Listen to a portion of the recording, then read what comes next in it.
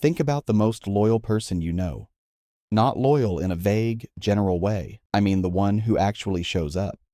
The one who answers the phone at midnight. The one who's still there 3 years after everyone else got bored and moved on. The one who, if you're being completely honest, probably loves people a little harder than those people love them back. Maybe that person is someone you love. Maybe, and this is the part worth sitting with, that person is you. And here's what nobody actually explains about those people. That loyalty, the kind that feels almost unconditional, the kind that looks like one of the most admirable traits a human being can have, it has a cost, a hidden one, and the person paying it usually has no idea. Let's start with what's actually happening in the brain. Because loyalty isn't just a personality trait. It isn't just a choice. It's wired in, and the wiring goes deeper than most people realize. Researchers who study group behavior have identified something called identity fusion. It sounds technical. It isn't. Here's what it means. For most people, there's a clear line between me and us, between my identity and the identity of the people I'm connected to. Extremely loyal people don't have that line, or the line is very, very blurry. Their sense of self and their sense of belonging become so intertwined that at a neural level, in the actual measurable activity of the brain, thinking about themselves and thinking about the people they're loyal to activates the same regions. Their pain is your pain. Their win is your win, not poetically, measurably. Think about that. And here's something small but telling. Pay attention to the pronouns loyal people use. When their team loses, they say, "We lost." When the friendship falls apart, they say, "We fell out." Even if they were the one who stayed. Even if they were the one who never left. The pronoun switch isn't accidental. It's a window into how identity fusion actually works in everyday language. They don't draw the line between themselves and the people they love, because at some level, there isn't one. But here's where it gets interesting. If loyalty is partly biology, if it's this neurological thing, then the real question isn't whether you're loyal. The question is where that particular wiring came from. Picture this. You're 7 years old, maybe 8. And somewhere along the way, you figured something out. Not in words, not consciously, but in your body. You figured out that when you stayed calm, things stayed calm. That when you didn't push, didn't demand, didn't take up too much space, the people around you were okay. And when they were okay, you were safe. So you got very, very good at making people feel okay.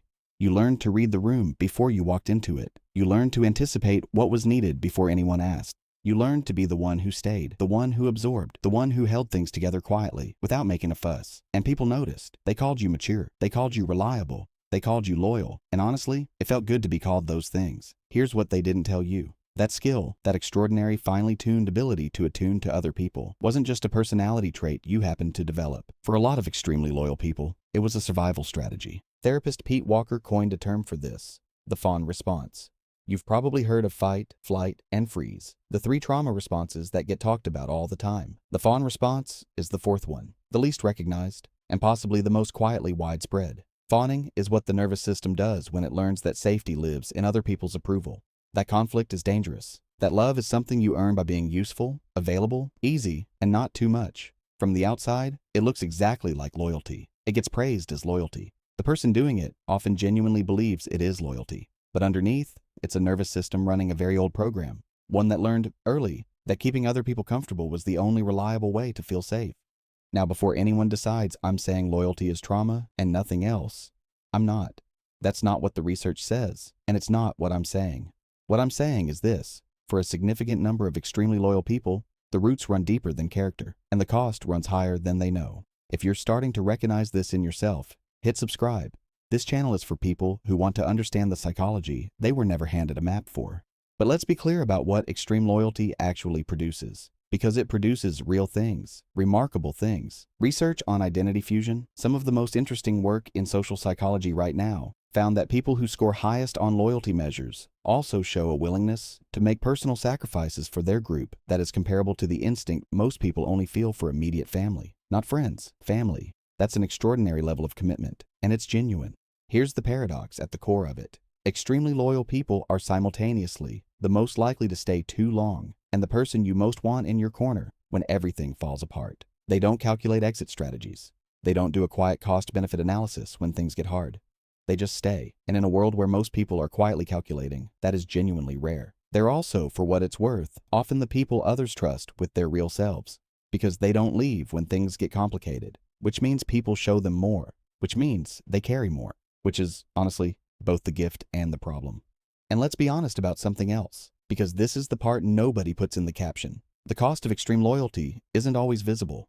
It doesn't usually show up as a dramatic breakdown or an obvious sacrifice. It shows up quietly, over years, in small erosions. The first cost is this: extremely loyal people often lose track of themselves, not all at once, gradually. The psychologist's term for it is self-abandonment.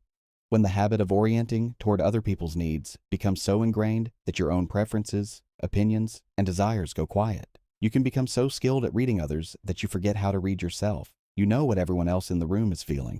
You genuinely don't know what you feel. The second cost is the expectation gap. Extremely loyal people tend to operate on an implicit rule. If I give this much, I will receive the same. That's the psychological principle of reciprocity, the deeply human sense that care should flow both ways. And normally, it does. But some people don't run that code. And when they don't, when the loyal person finally looks up and realizes the investment has been almost entirely one-directional, what they feel isn't just disappointment. It's a specific kind of betrayal that cuts to the bone, because they weren't just giving generously. They were giving on the assumption that the terms were understood. They weren't. And then there's the third cost, the most complicated one. The longer you've been loyal to something, a person, a relationship, a job, a version of someone you love, the harder it becomes to leave, not because the situation has improved, because you've invested. Psychologists call this the sunk cost effect. It was identified in 1985 by researchers Arcus and Bloomer. The tendency to continue an endeavor, not because continuing is wise, but because stopping would mean admitting the investment was wasted. The brain doesn't like that story, so it keeps you where you are.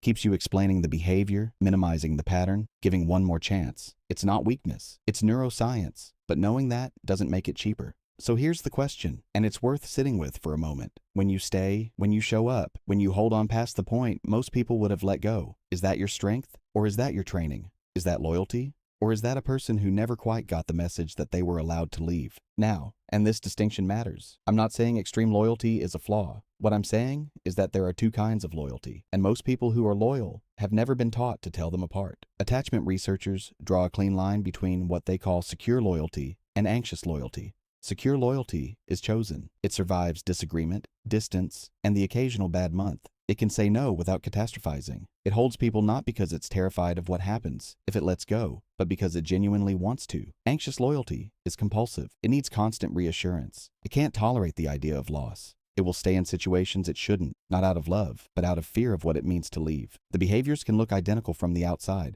The internal experience is completely different. A study on interpersonal loyalty, one of the more rigorous ones in recent years, working with nearly 400 adults, found that what researchers called self-sacrifice loyalty, the kind driven by excessive guilt and fear of rupture, was consistently linked to poorer psychological outcomes than loyalty driven by genuine choice and secure attachment. The trait itself wasn't the problem. The driver was. Here's what I want to leave you with. Extremely loyal people are like load-bearing walls. You don't notice them. The whole house is standing because of them, but nobody looks at the wall. They look at the view. And for a long time, that's fine. The wall doesn't need the credit. It just needs to not be the wall that cracks. If you're someone who loves people the way this video has been describing, fully, consistently, past the point of reason, I want to say this clearly. There is nothing wrong with the capacity to love the way you do. The problem isn't your loyalty.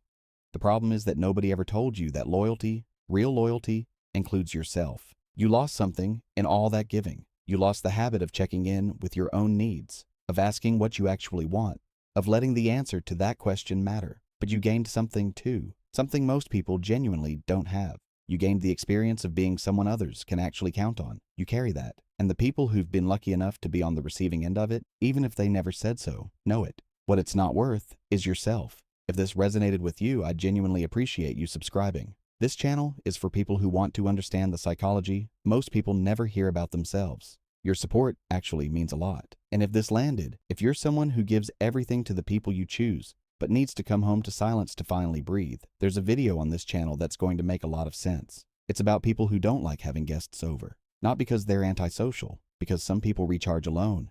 And there's more psychology behind that than most people realize. That one's worth watching next.